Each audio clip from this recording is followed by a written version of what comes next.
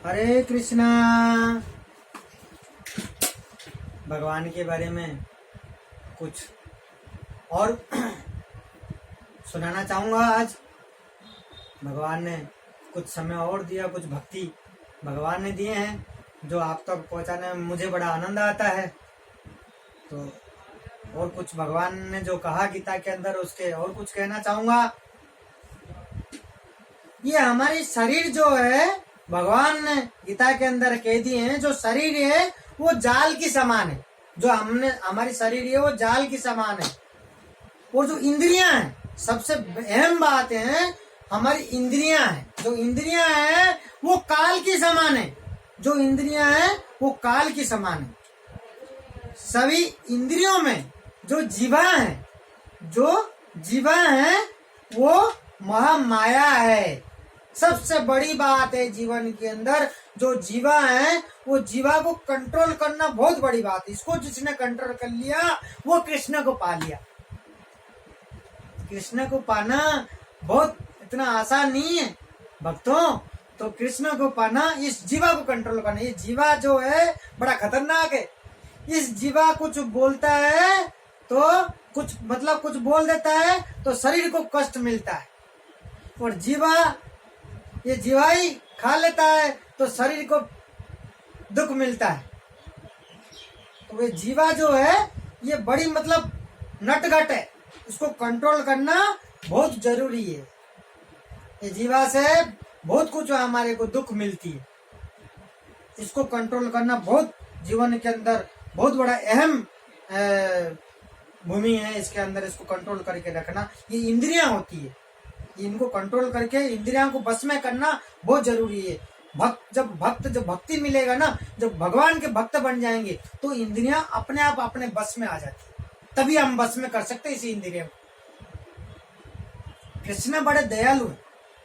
कृष्ण जो भक्ति करते हैं वो बड़े दयालु। जैसे क्या होता है कि भगवान इस तरीके से हम देना चाहते हैं, वो जैसे हम सपोज करो, मान लीजिए कि हम कहीं भी जाते हैं, कुछ दूरी पर वो देना तो चाहते हैं, लेकिन वो मंदिर से हम निकलते हैं, प्रसाद देने के लिए तो खड़े रहते हैं, लेकिन प्रसाद लेने के लिए उनके पास लाइन से जाएंगे तभी तो प्रसाद मिलेगा। आप प्रसाद लेने के लिए लाइन से जाएंगे नहीं, आप कहोगे मुझे मिला ही नहीं प्रसाद, में सीधा चलेगा, तो वो कैसे मिलेगा। तो इसी तरीके से भगवान देना तो चाहते हैं लेकिन हम लेने नहीं जाते, लेना नहीं चाहते। तो ये समझना बहुत जरूरी है जीवन में। तो इसको समझना बहुत जरूरी है।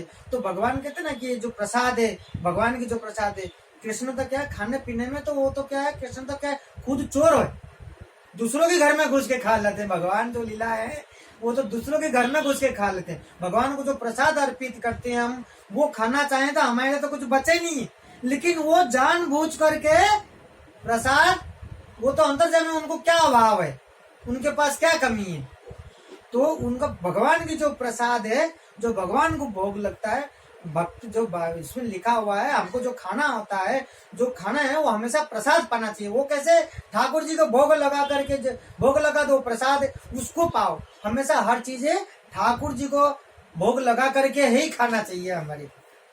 तो इस तरीके से क्या कहा गया कि भाई प्रसाद, अमृत, प्रसाद को तो अमृत बोलते हैं। प्रसाद पाओ और अमृत पाओ और राधा रानी के गुण गाओ। प्रसाद पाओ और राधा रानी के गुण गाओ। इसी तरीके से जो हमारे भगवान है वो बड़ी दयालु है, बड़े कृपालु है, लेकिन बस इतना है हमारे को कि उनके बारे में जानना और उनको मानना और उनके बारे में भक्ति करना इतनी जरूरी है। फिर तो आपको सब कुछ आनंदमय, हमारी आपके आत्मा शांति, आत्मा संतुष्टि एकदम बिल्कुल ही। तो एक कथा इसके अंदर मुझे याद आ रहा है, मैं उसको बता दूं, भूल जाऊंगा। आस्था और विश्वास, इन दोनों के तात्पर्य क्या है, इसका मतलब क्या है, आस्था और विश्वास, तो दोनों की क्या अंतर है। ईश्वर में संपूर्ण आस्था और विश्वास रखना होगा हमेशा। ईश्वर जो है उनके ऊपर हमेशा आस्था और संपूर्ण आस्था और विश्वास रखना होगा। एक बार की बात है, जब वो पर्वत रोहिणी जो शिखर पे चढ़ते हैं, जो वो कंपटीशन होता है ना, खेल मैदान के अंदर होता है कंपटीशन की, कौन पहले जाकर पहुंच कर वो झंडा लगाएगा। एक बार की बात है, तो ये शिखर भ्रमण की कंपटीशन है। एक बार सारे पर्वत के पास जाते हैं और जाते हैं, रात को तंबू लगाते हैं। सुबह कंपटीशन होने को था, तंबू लगा करके रात का आराम करते हैं कि सुबह होते ही हम कंपटीशन चालू होगा, कौन सबसे पहले इसी पर्वत के ऊपर चढ़ के जा करके वो लगाएगा।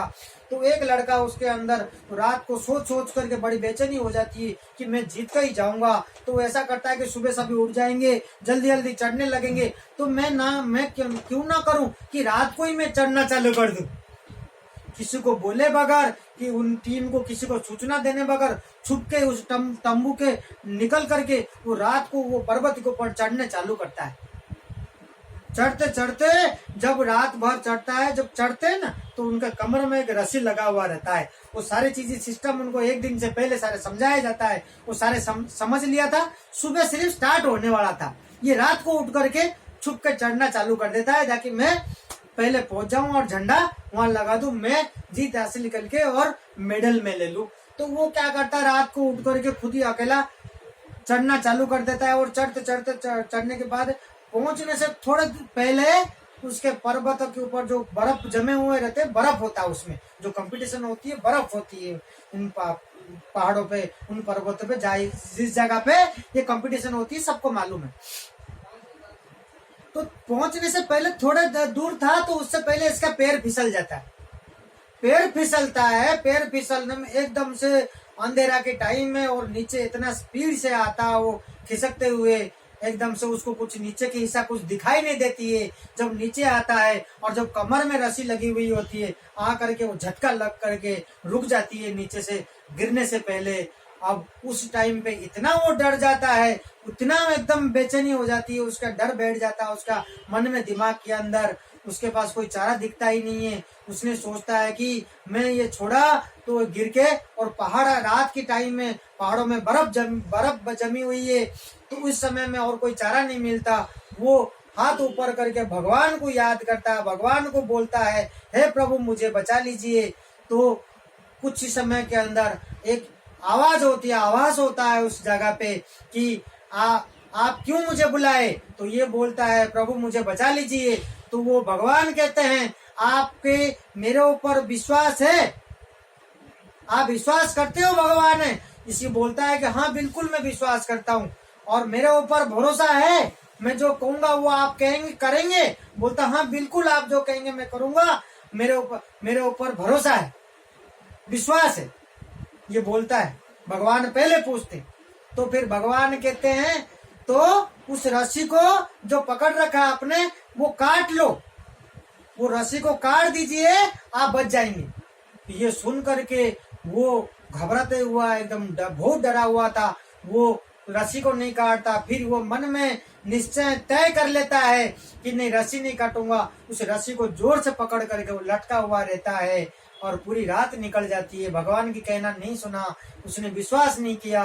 और पूरा जब टीम ढूंढता हुआ उनका सुबह आते हैं एक गाय पे, तो देखते हैं इसी तरीके से रस्सी से लटका हुआ है। जब उसके पास पहुंचते वो बर्फ में जमता हुआ वो खत्म हो चुका है, मर चुका है, बर्फ में जम चुका है इस तरीके से। और जब पता लगा तो जहां लटका हुआ था, क्या देखा उन्होंने, सिर्फ 10 फुट नीचे से हाइट था, वो वहीं लटका हुआ था। कि उसको पता ही नहीं है कि इतनी सी दूर बचा जमीन में पांव लगने के लिए, सिर्फ 10 फीट का हाइट था। वो उसी टाइम भगवान की कहना मान लेता, विश्वास कर लेता, तो रस्सी को काट लेता, वो वहीं आकर के गिर जाता। 10 फीट का हाइट में कुछ नहीं होता, वो बच जाता जरूर, लेकिन उसने विश्वास नहीं किया। तो उसको अंधेरा में दिखाई नहीं कि इतना सा ही डिस्टेंस है जमीन का, क्योंकि रस्सी में लटका हुआ पकड़ता हुआ वहीं खत्म हो गया।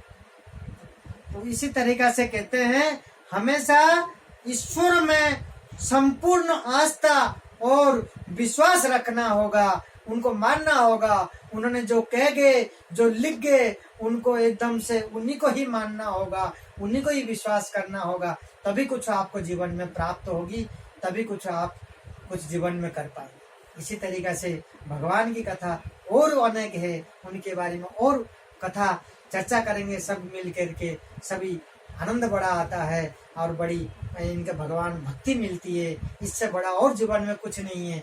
हरे कृष्णा।